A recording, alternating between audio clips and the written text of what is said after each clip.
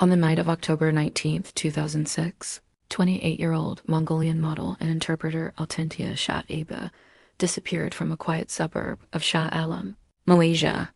Witnesses reported seeing her forced into a car by several men.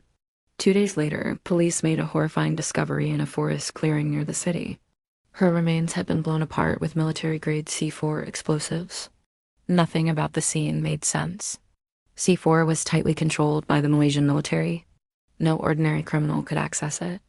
And the use of explosives suggested one thing: someone wanted her body completely destroyed. An investigation quickly uncovered a trail of connections pointing upward. Altantuya had previously been in a relationship with a politically connected defense consultant. She had worked as a translator during negotiations for a major submarine purchase involving millions of dollars in commissions. She claimed she was owed money and had come to Malaysia to collect what she believed she was promised. Phone records placed her near several government buildings in the days before her death. She was also carrying documents she said were proof. That evidence was never found. 2 elite police officers from the Special Actions Unit, a team responsible for protecting high-ranking officials, were arrested and eventually convicted of her murder. But both men claimed during trial that they had never met Altantuya before that night, and both suggested they were acting under orders. Then came the most chilling detail. Neither officer had a clear motive. They had no personal connection to her.